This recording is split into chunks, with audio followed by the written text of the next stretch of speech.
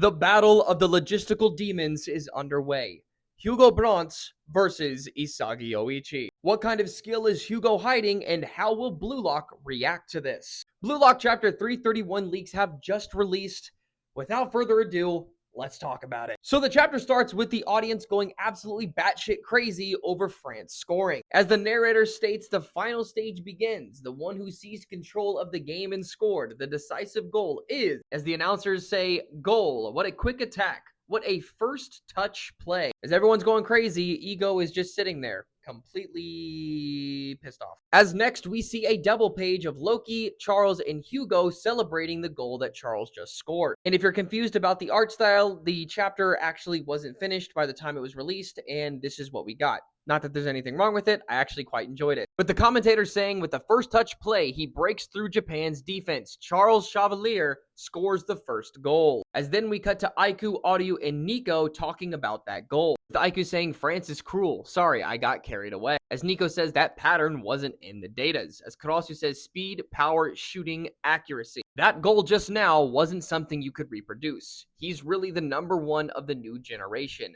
France's winning formula, Loki. As Loki stands there, menacingly, as we go through what transpired to lead to that goal for France. As we cut to Rayo telling the team, calm down. Gotta admit, we couldn't deal with that experimental surprise attack, but breaking our spirits is exactly what France is aiming for, isn't it? With Rayo continuing saying, cool your brains and calm down. With Aiku saying, that's right, nice mental control. Mental Captain Mikage. As Bachida says, thanks for the pep talk. As Gagamaru says, thanks. Really nice seeing Rayo being level-headed like that. As in the next page, Isagi chimes in saying, that's right, the match just begun. In Blue Lock, even a single point can change everything. Let's concentrate. As Hiyori chimes in and says, okay, egoist. Followed by Bachida saying, from here on, it's a battlefield of instincts. With Isagi saying, don't rush Blue Lock. The best way to win is to keep moving forward on some Eren Yeager type shit. As just like that, Japan restarts. With the commentator saying, now then, can Japan mount a counterattack? With the passing play between Isagi Oichi and Itoshi Rin. As Isagi passes the ball to Rin. As both of them get around two defenders, one of them being Loki. With the commentator saying they break through the center. But just then, Charles catches onto it and locks down Rin. Saying, I saw that in the first match. By building up with two people, you guys made a formation where you can't tell who the finisher will be. As a defensive midfielder known as Bats comes to pincer Rin. With Rin saying that way of thinking gets in the way. As Charles gets surprised by this saying, huh? On the right side? As Rin passes it over to the right side. As it lands at the feet of none other than Chigiri Hyoma. With the commentator saying it's the speed star Chigiri. With Chigiri saying it's a quick attack too. High speed cross. Followed by Rayo responding saying nice tempo princess. As the ball goes to Rayo, he jumps up to try and receive it. And while trying to receive it, he's guarded by three France defenders. One of which being named Gavin saying don't let him shoot. As another one named Hermes says as expected. Jumping up to try to intercept it. As just then we see Rayo start to copy somebody. Saying initiate copy. It took a while. Come on. As we see he copies none other than Kunigami using a header. Saying Rayo copy Kunigami. As Gavin says what? He doesn't shoot? It's a post play?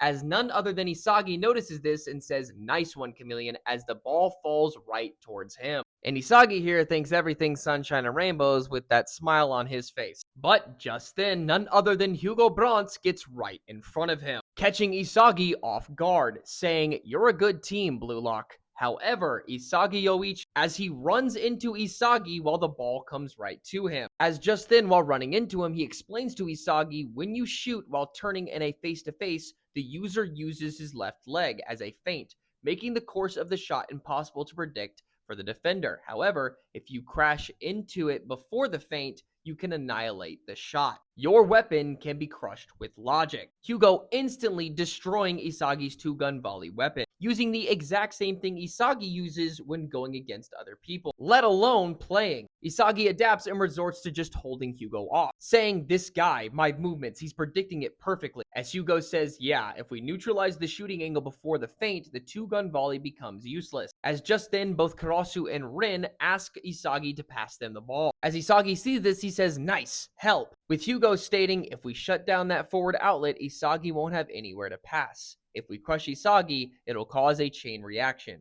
Blue Lock will die. And that singular thing surprises Isagi above all else. But this does not deter Isagi, as he moves the ball away from Hugo and puts a hand on Hugo's chest, saying, "Shut up, you logic freak. I made it this far by devouring people like you who always try to stand above others. Let's do it by breaking number 1. As Hugo responds, "Even though your aptitude is only number 2. This again catching Isagi off guard with him saying, "What?" As in the final page of Blue Lock chapter 331, Hugo takes the ball from Isagi and says, "Hey, do you believe in fate?" As the narrator states, a new prodigy from the new generation blocks the way. That thing called logic is what shakes his ego. And the next chapter of chapter 332 is titled Theory of Aptitude. Now, this chapter goes to show that Blue Lock isn't a pushover, but neither is France. Specifically that of Hugo, even though Loki could have been there and done something. Dude's nowhere to be seen. Same thing with Bachida, same thing with Hiyori, but that's neither here nor there. The fact of the matter is that Hugo and Isagi are basically the exact same people using logic in order to win. Now, I don't know if Hugo is somebody that uses adaptability the exact same way as Isagi. That's yet to be seen. But we do know that he is logic based. And this is literally the perfect opponent for Isagi to evolve even higher in terms of logistical thinking. So if anything, Hugo is perfect for Isagi in that sense. I'm so curious to know where this goes from here because I know it's going to be insane. And even with all this, we still know next to nothing about Hugo, and I'm certain on down the line we'll know how he functions, whether he has metavision, whether he's a talented learner, a genius. I would assume that he is a talented learner the way he uses logic, but you never know. He might be that anomaly. It's possible. Now, the next chapter, as stated, is called The Theory of Aptitude. That's really going to elaborate on the logic side of things and how he can evolve that even further, whether it's Hugo or Isagi, and it's just a continuous evolution from there on out. Now, whether Hugo realizes that Isagi has the ability to evolve his logic even further when it comes to Hugo to match him, I don't know. Maybe he's egging Isagi on to evolve because he knows that that's something that can be done. Honestly, it's up in the air. I don't know. I like this chapter. A lot of people didn't, and I assume I wouldn't because Isagi got cooked, but this is exactly what's needed for what's to come next. So I liked it. I don't know about y'all. I would love to hear what you have to say in the comments. Let's see where it goes.